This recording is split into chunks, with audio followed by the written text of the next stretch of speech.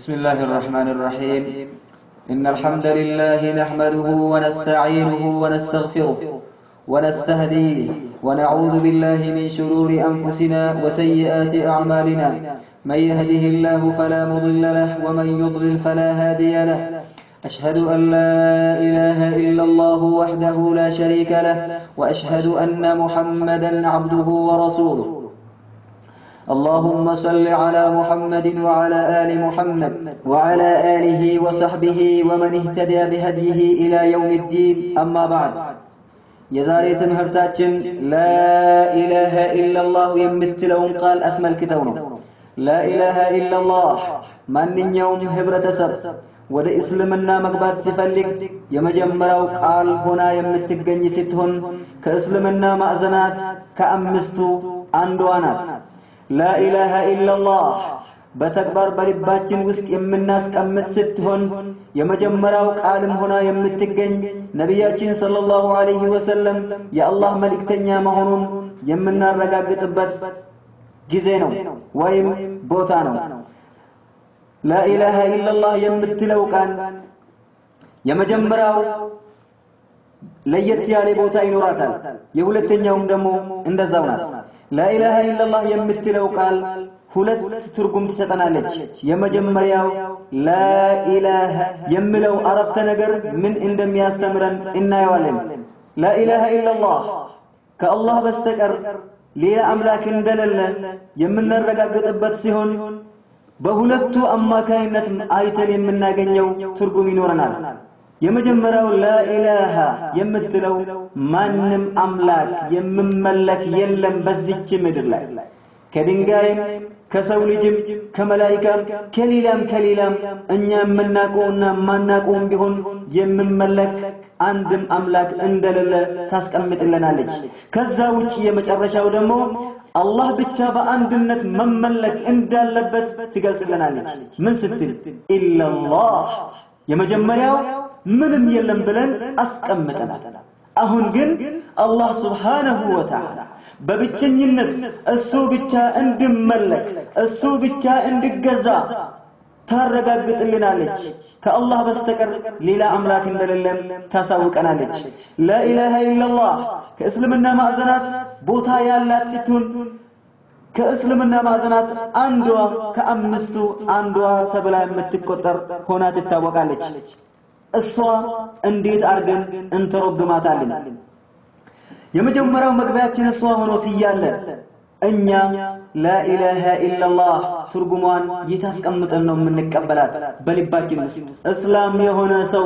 በአላህ መንገድ ላይ ሲመራ የነበረው የላ ኢላሃ ኢላላህን ተግባር የሚያክሰው በዚች ምድር ላይም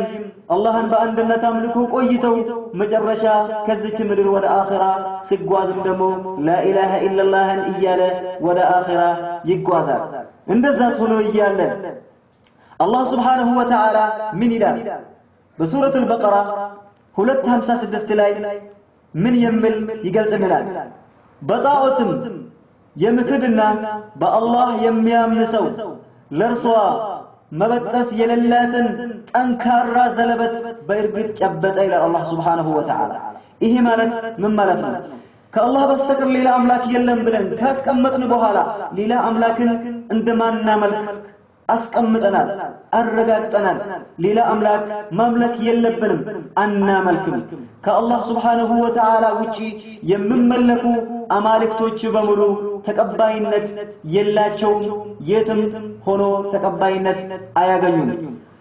እኛ በራሳችን ፍላጎት አላህን Subhanahu Wa Ta'ala በአንድነት እየተጣራን አላህ አንድ ነው ብለን እየመሰከርን ሌላ ነገር አምጥተን የምናደርግ ከሆነ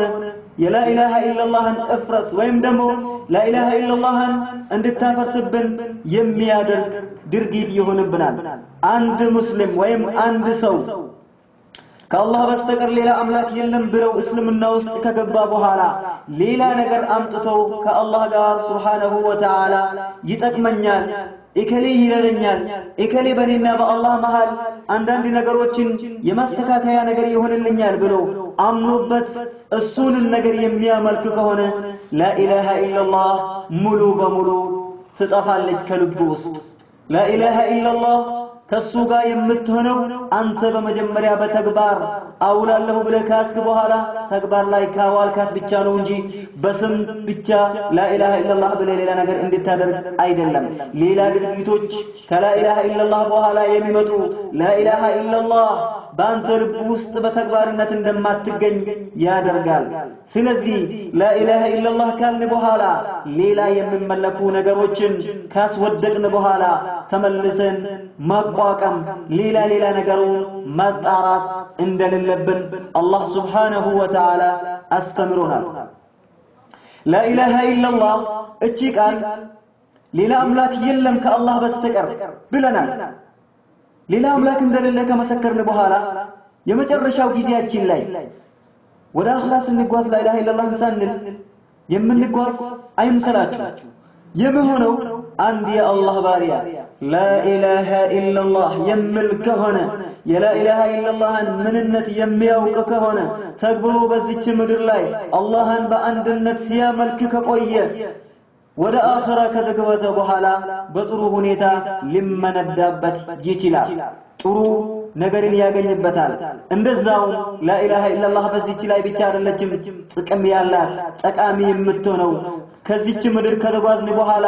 ወደ አኺራ ከተጓዝንም ጠቃሚ ሆና እንደምትገኝ እናምንበታለን እናቀዋለን ላኢላሃ ኢላላህ የመጀመሪያ ወደ እስልምና ስንገባ ቃላችን ነው ላኢላሃ ኢላላህ የመጨረሻ ከዚች ምድር ወደ አኺራ የምንጓዝበት ቃላችን እንደሆነች እናቀዋለን ይሄ የመጨረሻ የዲናችን በእርግጠኝነት የምናቀበት ትምህርት ስለሆነ ከአላህ በስተቀር ሌላ አምላክ ማምለክ የለብንም በሐቅ የሚመለክ አምላክ አንድ አላህ ብቻ ነው ሌላ አምላክ የፈለገውን ምድርና ሰማያትን በሞላ እንኳን ከአላህ በስተቀር ሌላ አምላክ እንደሌለ ከመሰከርን ሌላ ማምጣት አንችለውም አላህ Subhanahu Wa Ta'ala በብቻ የሚመለክ አምላክ ነው በብቻ የሚመለክ አምላክ ነው በብቻ ሁሉ ነገር ማድረግ የሚችል አምላክ ነው ሌላ እንደ አላህ አምላክ ነኝ ብለው አምልኩኝ የሚል ካለ እሱ ወዳቂና ምንም ተቀባይነት የሌለው ድርጊትና ፍጽመት ነው ላኢላሃ ኢላላህ የመጀመሪያ የመጨረሻ ቃላችን እንደሆነች እናምናለን ወሰለላሁ ዐላ ሰይድና ሙሐመድን ወዐላ አሊሂ ወሰህቢሂ